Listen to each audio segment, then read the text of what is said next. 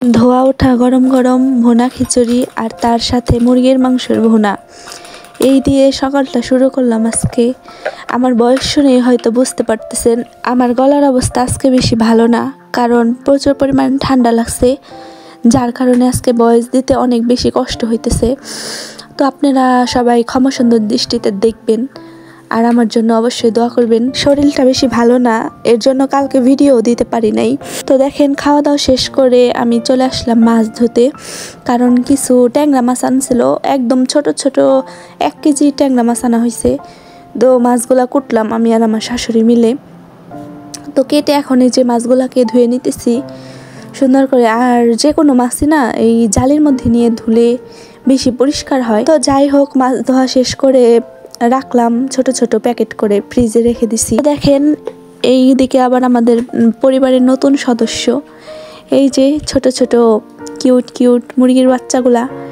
তো এই মুরগির অনেকগুলা বাচ্চা হয়েছে, জানি না কতগুলা বাঁচবে। এর আগে আমাদের অনেকগুলা মুরগি মারা গেছে কিছুদিন আগে, 1 মাসের মধ্যে পুরা মুরগির খোপটা খালি হয়ে গেছে। তো আপনাদেরকে এর আগে বলছিলাম না যে আমার শাশুড়ির অনেকগুলা মুরগি আছে, ওইখান থেকে এখন মরতে মরতে মাত্র 4টা না 3টা মুরগি আছে। তো আর সবগুলো মুরগি মরে গেছে। মানে মুরগি এরকমই, যখন মুরগির অসুখ আসে, শীতকালে তো মুরগির অসুখ হয়, তো মুরগির অসুখ আসলে সব মুরগি মরে যায়। এটা হচ্ছে আমাদের এলাকায় পুরা সব বাসার মুরগি 2-1টা করে মরছে, কিন্তু আমাদের বাসায় অনেক বেশি মরছে। তো যাই হোক, এখন আমি চলে আসলাম দুপুরে রান্না বান্না করতে। আজকে অনেক অনেক দিন পরে মাটির চুলায় রান্না করতেছি। তো আমার শাশুড়ি আবার কাটাকাটিগুলো করে দিতেছে, আর আমি এদিকে ভিজাই নিছি। আমার শাশুড়ি বললো যে বোয়াল মাছ ভিজাইতে, তো বোয়াল মাছ ভিজাই নিলাম। আর ওই যে ট্যাংরা মাছগুলো যে কাটলাম ওইগুলাই, তো ট্যাংরা মাছ দিয়ে বেগুন দিয়ে হচ্ছে চচ্চড়ি করব, আর বোয়াল মাছটা আলু দিয়ে ঝোল করব। তো অনেক তো দেখালাম পরিবারের জন্য রান্না বান্না। এবার বলি, এখানে যে 2 পদের তরকারি রান্না করতেছি, এখান থেকে কিন্তু 1 পদের তরকারি আমি খাবো না, কারণ আমি হচ্ছে বোয়াল মাছ ট্যাংরা মাছ কোনোটাই খাই না। আমি হাতে গোনা 3-4 রকমের মাছ খাই। পরিবারের মানুষগুলোর জন্য এত সুন্দর করে, এত নিজে হাতে যত্ন করে রান্না করেও কিন্তু আমি খাবো না, মানে আমি নিজে খাবো না। এটাই হচ্ছে বাড়ির বউদের ভালোবাসা। বাড়ির বউরা কখনো চিন্তা করে না যে এই জিনিসটা আমি খাবো না, তাহলে আমি রান্নাও করব না। বাড়ির বউদের মধ্যে এই চিন্তাটা কাজ করে না। সবার আগে যে চিন্তাটা কাজ করে সেটা হলো, আজকে আমি পরিবারের মুখে কোন রান্নাটা তুলে দেব যত্ন সহকারে, সেটা আমি খাই বা না খাই। পরিবারের মানুষগুলোর মুখে হাসি দেখলে এক অন্যরকম তৃপ্তি পাওয়া যায় মনের মধ্যে। তো যাই হোক, কথা বলতে বলতে কিন্তু আমি রান্নাগুলা করে নিছি। এখন চলে আসলাম কম্বল ধুইতে। অনেক সকালবেলা ভোরে আমি এই কম্বলটা ভিজাইছিলাম, মানে তখন 7টা বাজে, এরকম 7টা বা 8টা এরকম বাজে। তো দেখেন, এরপর অনেকক্ষণ ভিজাই রাখার পরে এই তো রান্না বান্না শেষে এখন আমার হাজবেন্ডরে বলতেছিলাম, আমার শরীরটা বেশি ভালো লাগতেছে না, তুমি একটু কম্বলটা ধুয়ে দাও।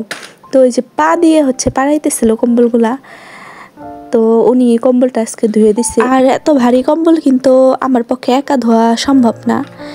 আমি প্রতিবারে আমার হাজবেন্ডকে নিয়ে তারপরে কম্বল ধুই, আর কম্বল ভিজালে ভারী হয়ে যায়, যার কারণে আমি মানে উঁচাও করতে পারি না, এর জন্য ওনার সাহায্য লাগেই। তো যাই হোক, কম্বল ধোয়া শেষ, খাওয়া দাওয়া করে দুপুরের, তারপরে এখন হচ্ছে বিকালবেলার ভিডিও। এই দেখেন আমার ছেলের কি অবস্থা করছে, মানে ওর 1 পাল্লায় রাখলে আর এই গাড়িগুলা 1 পাল্লায় রাখলে মনে হয় যে এই গাড়ির ওজনই বেশি হবে, এরকম একটা ব্যাপার। 1 ঝুড়ি ভর্তি খেলনা, আমি প্রত্যেক মানে 3-4 মাস পর পর 1 ঝুড়ি করে খেলনা বা 1 বস্তা করে খেলনা বিক্রি করা হয়, মানে ভাঙ্গারিদের কাছে। তাহলে চিন্তা করে দেখেন যে ও কীরকম খেলনা কিনে, আর ও কীরকম খেলনা পাগল। আর খেলনাগুলো কিনে কিন্তু বেশি দিন ব্যবহারও করতে পারে না, মানে 2-4 দিন খেলেই ভেঙে ফেলে, ওইটার পরে ওইটা দিয়ে খেলতে চায় না। বাচ্চারা মনে হয় এরকমই, সবার বাচ্চাই। তো যাই হোক, তারপরে ওইগুলো শান্তি, কারণ বাচ্চাই জীবনের সুখ, বাচ্চাই জীবনের দুঃখ। যাদের বাচ্চা নাই তারাই বুঝে একটা বাচ্চার মর্যাদা বা মূল্য কতটুকু।